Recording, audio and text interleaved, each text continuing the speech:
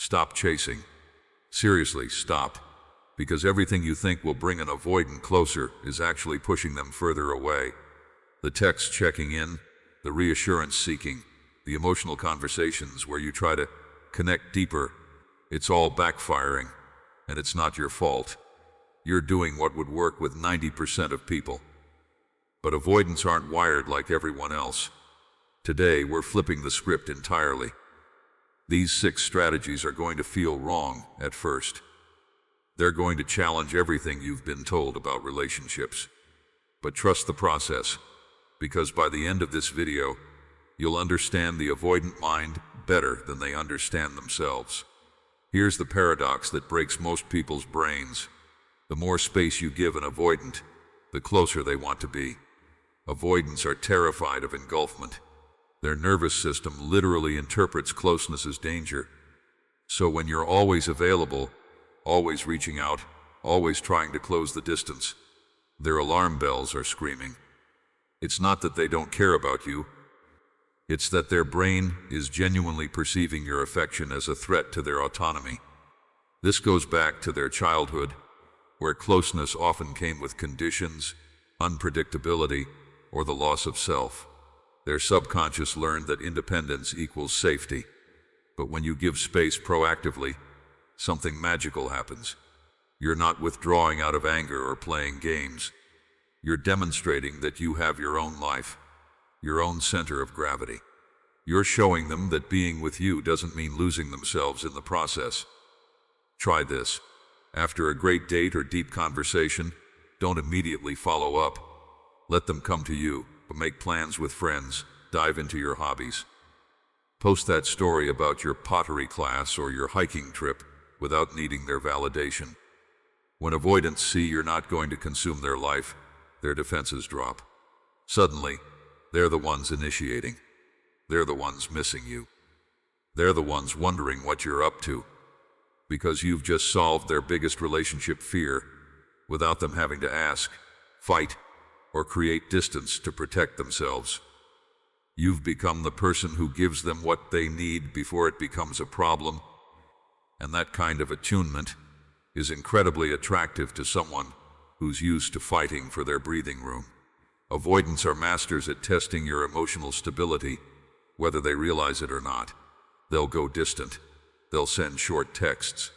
They'll cancel plans last minute, and they're watching, consciously or unconsciously, to see how you react. This isn't malicious. It's a survival mechanism. Their past has taught them that emotional people are unpredictable, demanding, and ultimately unsafe. If you panic, chase, or get emotional when they pull back, you've just confirmed their deepest belief. Relationships are chaotic and overwhelming. You've become another person they need to manage, another source of stress rather than comfort. But when you stay calm, when you respond with a simple "no problem, catch you later," and actually mean it, you've just become the rarest thing in their world. A safe person. You've demonstrated that your emotional state doesn't hinge on their availability. Emotional unreactivity isn't about being cold, detached, or pretending you don't care. It's about having such a strong sense of self that their behavior doesn't shake your foundation. It's about understanding that their need for space isn't a rejection of you, but a requirement for their nervous system to regulate.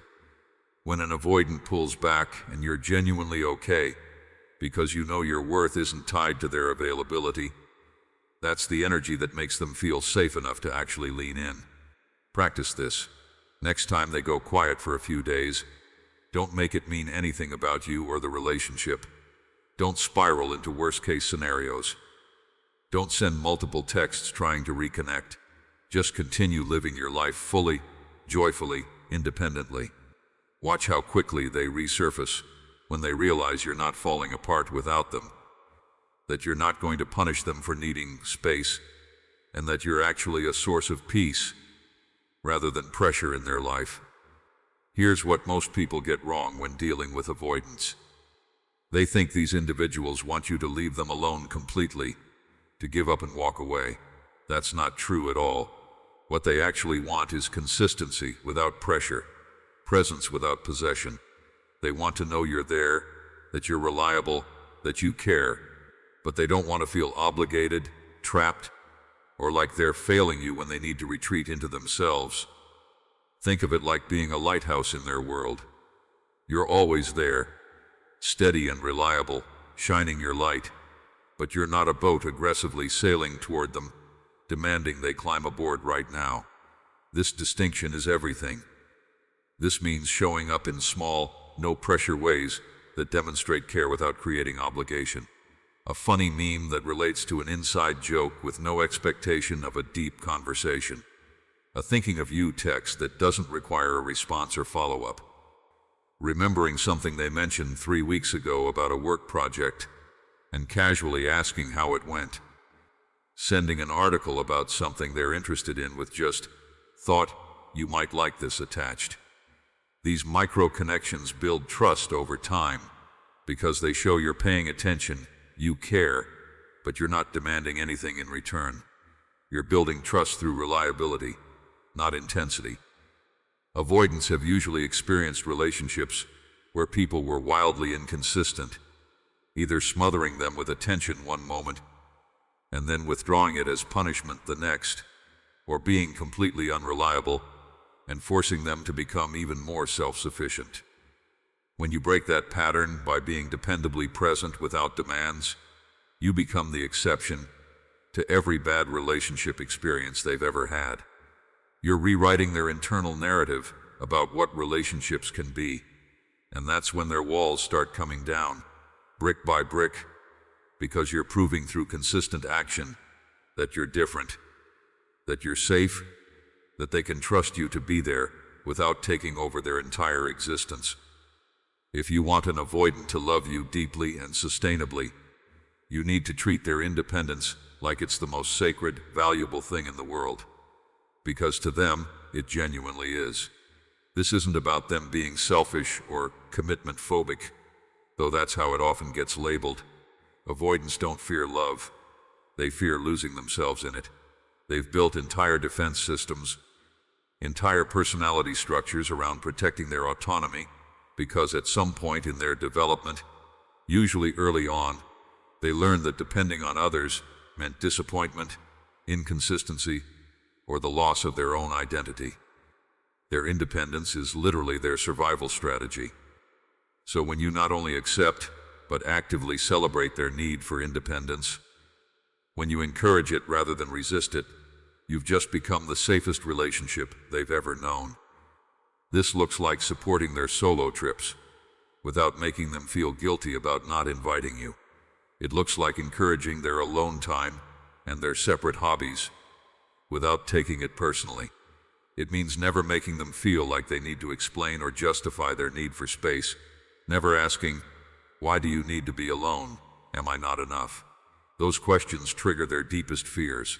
Instead, say things like, "I love that you have such a rich inner world," or "Tell me about that project you're working on," or "How was your solo hike? I want to hear all about it." Show genuine interest in the parts of their life that don't include you. When an avoidant realizes that being with you actually enhances their independence rather than threatens it, when they see that you're a partner who adds to their life without subtracting from their selfhood, everything changes fundamentally. They stop seeing the relationship as a cage they need to escape from and start seeing it as a home base they can always return to. The relationship becomes their safe harbor, not their prison, and that's when they choose you over and over again because you've given them something they thought was impossible. Connection without loss of self. Avoidants absolutely hate drama, ambiguity, and endless emotional processing sessions. Their brains are wired to seek clarity, efficiency, and resolution. So if you need to communicate something, whether it's a need, a boundary, or a concern, do it clearly, calmly, and concisely, and then let it go. For example, say something like, "Hey, I'd love to see you this week. Let me know what works for your schedule." That's it. Clean, simple, direct. Not, "I feel like we haven't connected lately, and I'm worried about where this is going, and I need to know if you still care about me, and I've been feeling anxious, and we need to talk about our future," and see the massive difference? The first approach respects their autonomy and communicates a need without emotional overwhelm or pressure. It gives them space to respond in their own time. It doesn't corner them or demand immediate emotional labor. The second approach triggers every single avoidant alarm in their system. It signals drama. It signals that you're going to want to have a long, draining conversation where they feel put on the spot and pressured to provide reassurance they might not be ready to give. When you can express yourself without making it a 3-hour emotional excavation, you show them that communication doesn't have to be scary, exhausting, or a threat to their peace. You're teaching them through direct experience that they can have a relationship and their emotional equilibrium. Most avoidants have had partners who turned every small issue into a major emotional event, who needed constant reassurance, who couldn't just state something and move on. When you break that pattern, when you show them that you can handle your own emotions, communicate what you need clearly, and then trust them to respond without hovering over them, waiting for the right answer, you become incredibly refreshing. You become the person they don't have to brace themselves for. And once they learn that communication with you is actually easy and straightforward rather than a minefield, they'll never want to leave, because you've just made the relationship feel effortless instead of exhausting. This is the ultimate secret, the foundation that makes absolutely everything else work. And without this piece, all the other strategies will eventually fall apart. If you need an avoidant to complete you, if the relationship is your primary source of happiness and validation, you've already lost before you even began. But if you have a life so full, so rich, so genuinely satisfying that the relationship is a beautiful addition rather than your entire world, rather than the thing that makes or breaks your emotional state, that becomes absolutely irresistible to an avoidant partner.